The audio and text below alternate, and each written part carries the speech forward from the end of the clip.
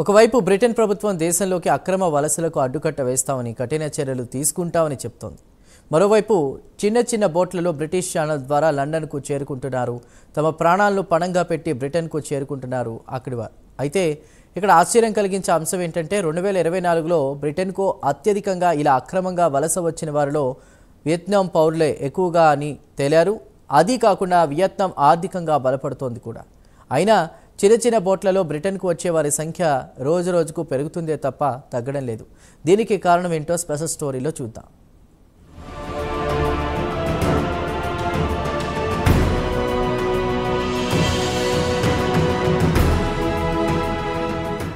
మెరుగైన జీవితం కోసం ప్రతి ఒక్కరూ వలస వెళ్తుంటారు.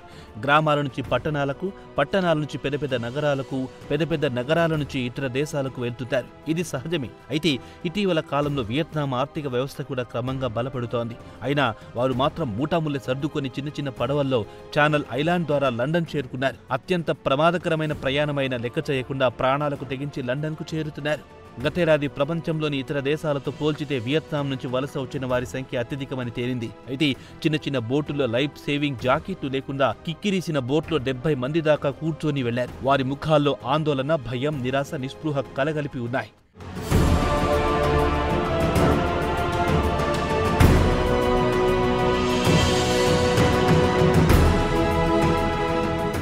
వియత్నాం నుంచి బయలుదేరిన వీరిలో కొంతమంది ఫ్రాన్స్లో 2 నెలల పాటు చిక్కబడిపోయారు. వియత్నాం నుంచి హంగేరి బయలుదేరి వీరు బోటు మధ్యలో ఆగిపోయారు. వీరి భయమేమిటంటే కిక్కిరీసిన బోట్ మధ్యలో మునిగిపోతుందని. గతంలో 3 సార్లు ప్రతికూల వాతావరణం కారణంగా ముందుకు సాగలేక వెనక్కి రావాల్సి వచ్చింది.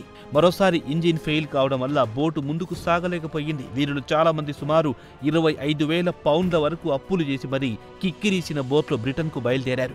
ఇండియన్ కరెన్సీ ప్రకారం 30 లక్షల రూపాయల వరకు చెల్లించి అక్రమంగా బోట్లో లండన్ చేరడానికి ఖర్చు పెడుతున్నారు. చాలా మంది బ్రిటన్లో ఉన్న తమ బంధువుల ఇళ్లలో అక్రమంగా ఉంటున్నారు. వీరంతా ఎప్పుడో ఇక్కడికొచ్చి పౌరసత్వం తీసుకున్నవారే. గతేడాది వియత్నాం నుంచి సుమారు 2,248 మంది ఇలా చిన్న చిన్న బోట్లలో వియత్నాం చేరుకున్నవారే.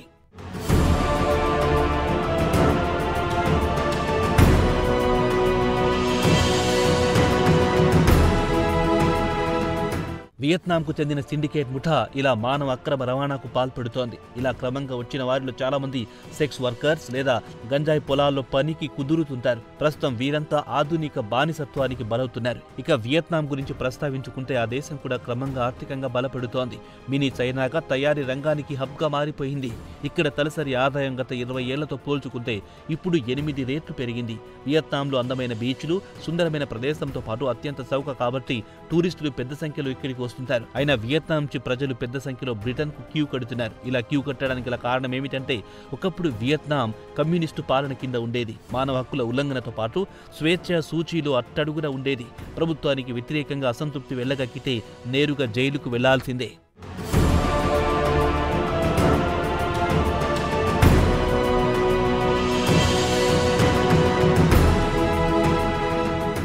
అయితే ప్రస్తుతం వియత్నాం క్రమంగా ఆర్థికంగా బలోపేతమవుతోంది. ప్రపంచ బ్యాంక్ అంచనా ప్రకారం సుమారు 100 మిలియన్ల ప్రజలు అంటే 10 కోట్ల మంది ప్రజలు పేదరికం నుంచి బయటపడ్డారని తాజా నివేదికలో వెల్లడించింది.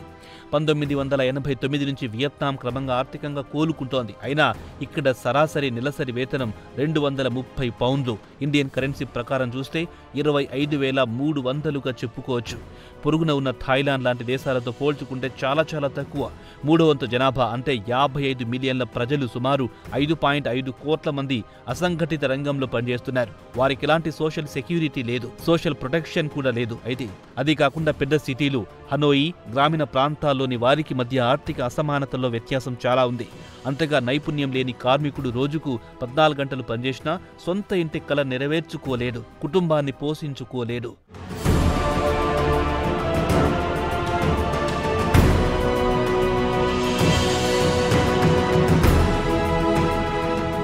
అందుకే చాలా మంది ప్రాణాలకు తెగించి బ్రిటన్కు అక్రమంగా వలస వెళ్తున్నారు. వియత్నాంలోని హైపాంగ్ పట్టణం నుంచి పెద్ద ఎత్తున బ్రిటన్కు వస్తున్నారు. వీరంతా దాదాపు 22,000 పౌండ్లు అంటే దాదాపు 25 లక్షల రూపాయల వరకు అప్పు చేసి ప్రాణాలను పణంగా పెట్టి బ్రిటన్కు చేరుకుంటున్నారు. బ్రిటన్కు వచ్చి 2 ఏళ్లు కష్టపడితే తీసుకున్న అప్పు తీరుస్తామని వీరంతా ధైర్యంగా చెబుతున్నారు. వీరంతా వియత్నాం నుంచి వచ్చి లండన్లో కిచెన్, నెయిల్ సెలూన్లలో అదనపు పని గంటలు చేస్తుంటారు. అక్రమంగా వచ్చిన వారిలో చాలా మంది తమ అనుభవాల గురించి చెబుతూ వియత్నాంలో బ్రతకొచ్చు, అయితే సొంత సొంతంగా ఇల్లు సమకూర్చుకోవాలన్నా లేదా మెరుగైన జీవితం కోసం, భద్రత కోసం ఇలా పరాయి దేశానికి రావాల్సి వచ్చిందని వివరిస్తున్నారు. అయితే వియత్నాంకు చెందిన సామాజికవేత్తలు మాత్రం 20 నుంచి 30 ఏళ్ల క్రితం విదేశాలకు వలస వెళ్లడానికి ఇక్కడి వారు పెద్దగా ఆసక్తి చూపించేవారు కాదు. ఎందుకంటే అప్పుడు అందరూ పేదవారే. అప్పుడు జనాలకు దున్నపోతుంటే చాలు, ఓ మోటార్ బైక్, 3 పూటల భోజనం దొరికితే చాలని సంతృప్తి చెందేవారు.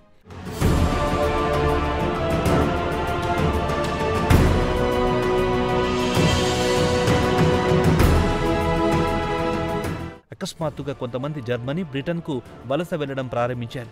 అక్కడ గంజాయి పొలాల్లో పనిచేయడం లేదా నెయిల్ సెలూన్స్లో పనిచేసి అక్కడి నుంచి వియత్నాంకు డబ్బు పంపించేవారు. దీన్ని చూసి ఇతరులు కూడా ఇతర దేశాలకు వలస వెళ్లి వీలైనంత త్వరగా సంపన్నులు కావాలని పరుగులు తీయడం మొదలెట్టారు.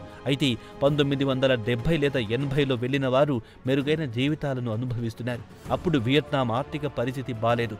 దేశంలో ఆహార కొరతతో వేలాది మంది పోలాండ్, తూర్పు జర్మనీ, హంగేరీలకు వలస వెళ్లారు. అదే సమయంలో చైనీస్ కమ్యూనిస్టుల దమన కాండ నుంచి తప్పించుకోవడానికి సుమారు 8 లక్షల మంది చైనా పౌరులు బోట్లో దక్షిణ చైనా సముద్రం గుండా అమెరికా, ఆస్ట్రేలియా, యూరోప్కు వలస వెళ్లారు.